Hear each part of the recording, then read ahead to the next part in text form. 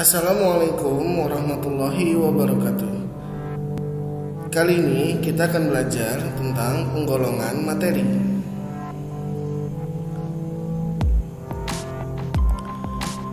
Materi dapat dibagi menjadi dua, yaitu zat dan campuran. Zat adalah materi yang memiliki susunan dan sifat yang tetap dan tertentu. Sedangkan campuran adalah gabungan dari dua atau lebih zat, di mana masing-masing komponen dari campuran tersebut mempertahankan sifatnya masing-masing. Zat dapat dibagi menjadi dua, yaitu unsur dan senyawa. Campuran dapat dibagi menjadi campuran homogen dan campuran heterogen. Unsur adalah zat yang paling sederhana dan tidak dapat dipisahkan lagi. Sedangkan senyawa adalah gabungan dari dua atau lebih unsur dengan perbandingan dan susunan yang tetap. Campuran homogen adalah campuran yang terlihat sama di semua bagiannya.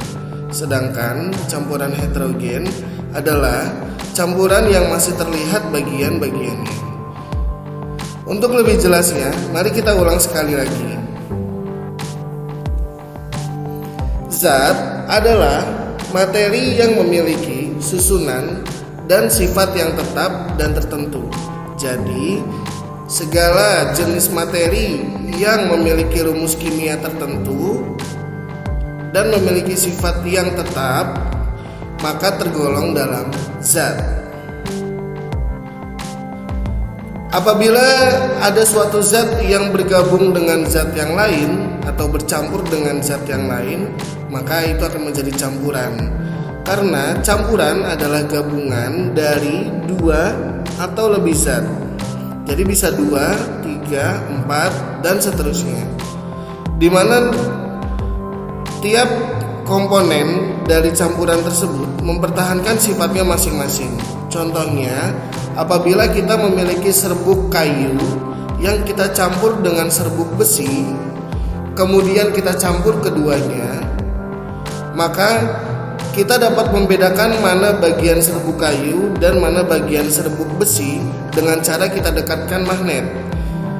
Serbuk kayu tidak akan terikat oleh magnet, sedangkan serbuk besi akan terikat oleh magnet. Oleh karena itu, dalam campuran, masing-masing komponen akan mempertahankan sifatnya masing-masing. Lebih spesifik untuk zat, maka nanti akan bisa dibagi menjadi dua. Sedangkan campuran dibagi menjadi campuran homogen dan heterogen.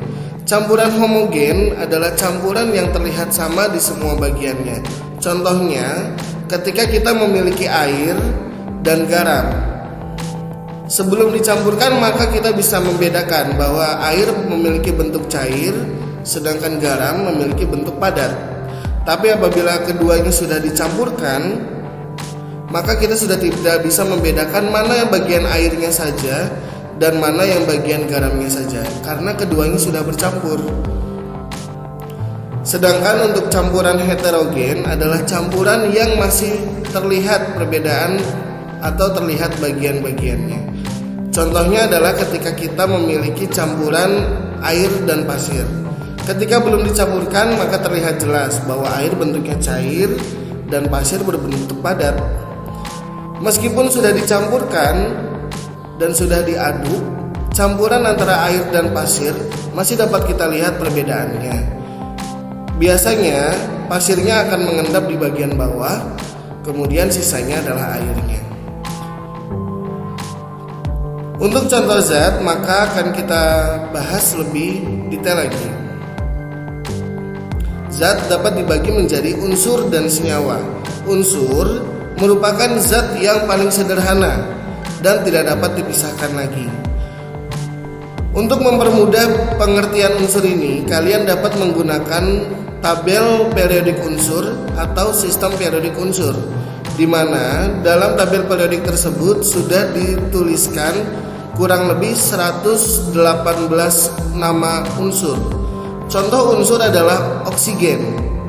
Gas oksigen hanya terdiri dari unsur oksigen. Oleh karena itu, gas oksigen termasuk ke dalam unsur. Contoh lainnya adalah karbon. Karbon merupakan salah satu nama unsur, sehingga karbon digolongkan ke dalam contoh unsur. Apabila ada campuran antara karbon dengan oksigen, gabungan antara karbon dengan oksigen, contohnya menjadi karbon dioksida, maka itu termasuk ke dalam senyawa. Di mana pengertian senyawa adalah gabungan dari dua atau lebih unsur dengan perbandingan dan susunan yang tetap. Jadi gabungannya bisa dari 2 unsur, 3 unsur, 4 unsur, dan seterusnya. Contoh lain selain karbon dioksida adalah ketika oksigen bergabung dengan hidrogen membentuk air dengan rumus H2O. Maka H2O atau air merupakan contoh senyawa karena dia terdiri dari 2 unsur, yaitu hidrogen dan oksigen. Perlu diketahui bahwa semua air yang ada di alam ini harus memiliki rumus kimia yang sama, yaitu H2O. Oleh karena itu senyawa memiliki perbandingan dan susunan yang tetap. Apabila air yang ada di Bekasi memiliki rumus kimia H2O, maka air yang ada di Jakarta pun harus memiliki rumus kimia H2O. Untuk contoh lebih jelasnya, mari kita lihat bagian berikut ini. Kita ulang lagi dari contoh unsur, di mana unsur tadi adalah zat yang paling sederhana dan tidak dapat dipisahkan lagi. Contohnya adalah gas hidrogen dengan rumus kimia H2. Contoh lainnya adalah gas oksigen dengan rumus kimia O2. Baik gas hidrogen maupun gas oksigen, walaupun di situ dituliskan ada H2 dan O2, ada angka 2, tapi keduanya dibentuk dari satu unsur. Contoh gas hidrogen hanya dibentuk dari unsur hidrogen, sedangkan gas oksigen hanya dibentuk dari unsur oksigen. Contoh unsur yang lain adalah logam natrium yang umumnya akan berbentuk padat dan memiliki rumus kimia Na sama dengan lambang unsurnya. Contoh lain adalah gas klorin Cl2, di mana gas klorin ini hanya dibentuk dari unsur klorin. Selanjutnya adalah contoh senyawa, di mana senyawa adalah gabungan dari 2 atau lebih unsur dengan perbandingan dan susunan yang tetap. Contohnya tadi apabila gas hidrogen bergabung dengan gas oksigen, maka dia dapat membentuk air dengan rumus kimia H2O. Dapat dilihat bahwa dalam molekul air, setiap molekulnya mengandung 1 unsur oksigen dan 2 unsur hidrogen, sehingga H2O atau air termasuk dalam contoh senyawa.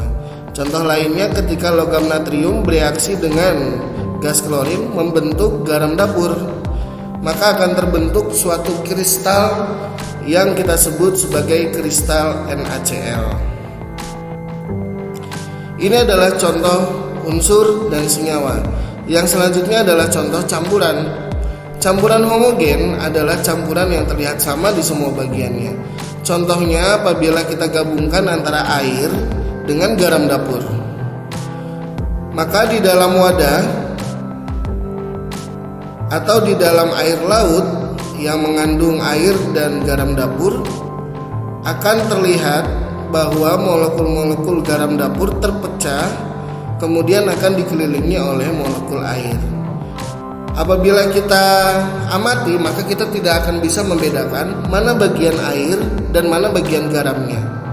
Oleh karena itu, campuran air laut ini yang berisi H2O dan NaCl termasuk ke dalam contoh campuran yang homogen. Sedangkan untuk campuran heterogen seperti yang sudah saya sebutkan sebelumnya, bahwa campuran heterogen masih dapat terlihat bagian-bagiannya. Demikian penjelasan tentang penggolongan materi dan contohnya. Sampai jumpa di video berikutnya. Assalamualaikum warahmatullahi wabarakatuh.